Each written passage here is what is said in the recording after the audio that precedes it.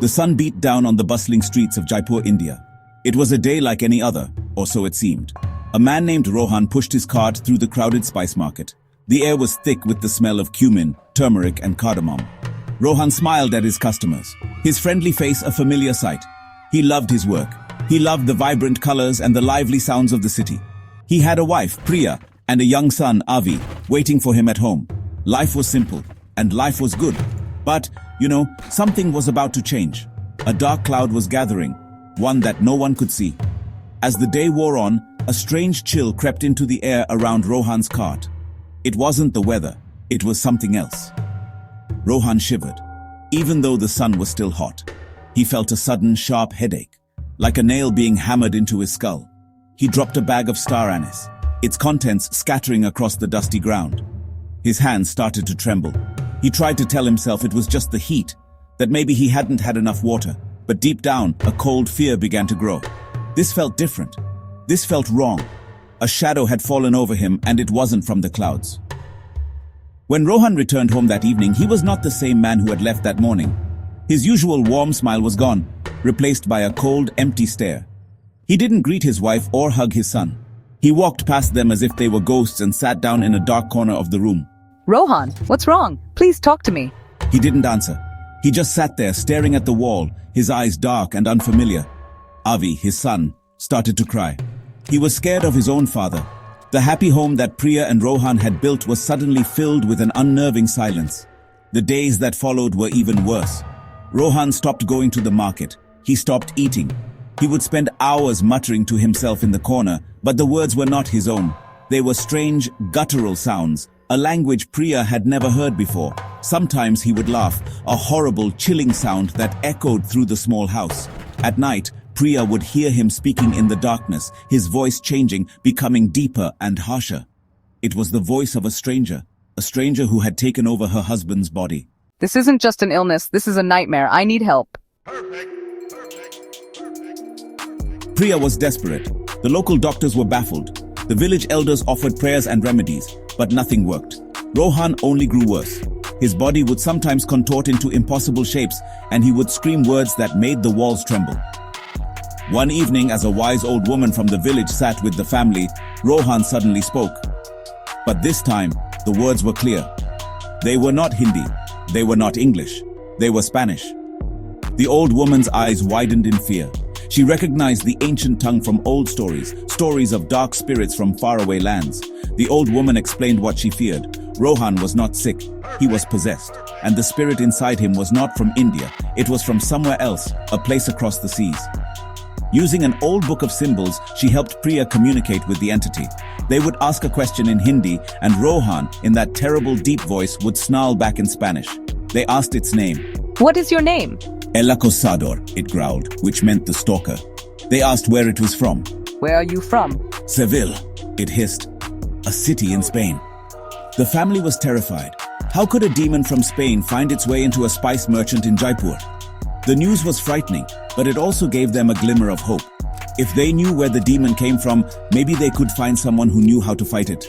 The Indian government was contacted, and officials were skeptical at first. A Spanish demon? In India? It sounded like something from a movie. But when they sent an investigator who spoke Spanish, he came back pale and shaken. He confirmed everything. The entity inside Rohan was real, and it spoke flawless, archaic Spanish, filled with hatred and ancient curses. It was a matter of international spiritual crisis. The Indian government had no choice but to reach out to their counterparts in Spain. The request was unusual, to say the least. They explained the situation. An Indian citizen was possessed by a Spanish entity, and they needed help.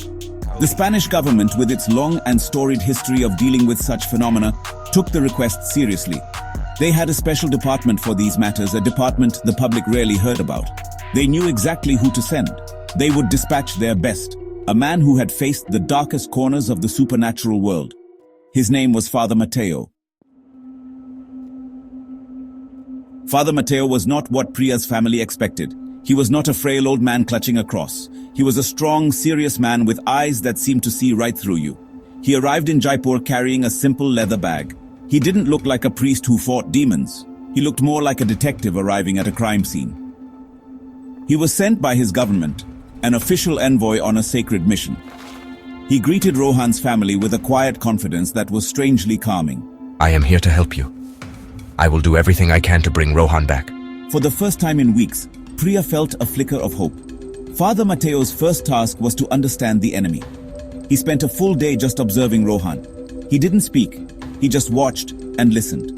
He sat in the room as the demon, El Acosador, hurled insults and threats at him in Spanish. The demon laughed at him, telling him he was weak, that he had traveled all this way just to fail. Father Mateo remained calm, his face unreadable. He made notes in a small leather-bound journal, documenting the demon's speech patterns, its triggers, and its moments of apparent strength and weakness. He was studying it, learning its ways before the battle began. Demons are liars.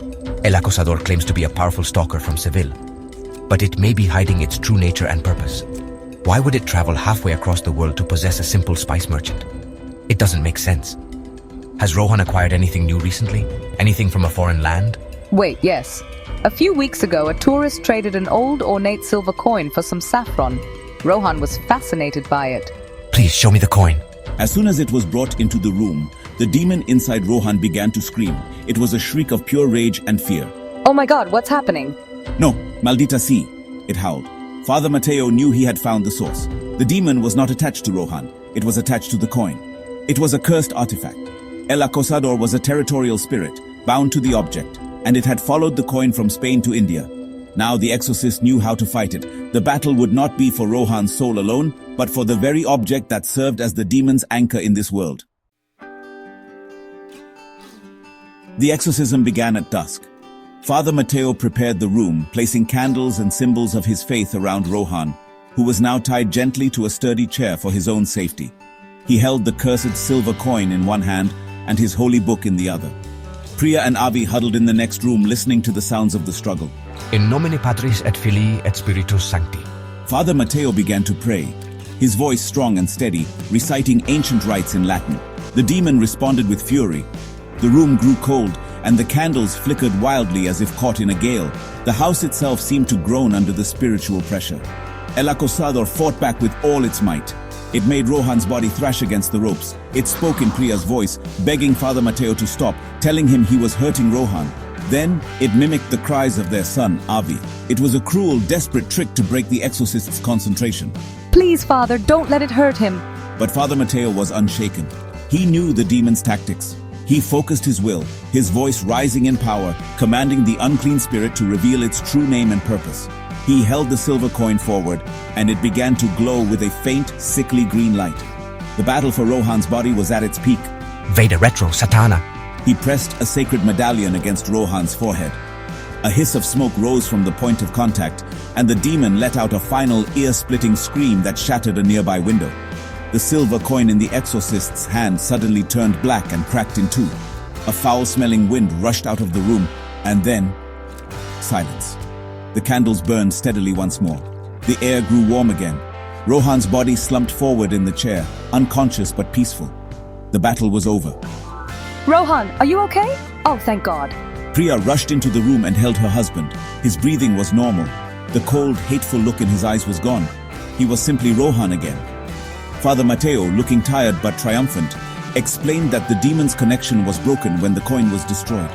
It had been cast out, sent back to the darkness from which it came. In the days that followed, Rohan slowly recovered his strength, with no memory of the horror he had endured. Laughter returned to the small house in Jaipur. Thanks to the brave exorcist from Spain, the shadow had passed and the family was safe once more.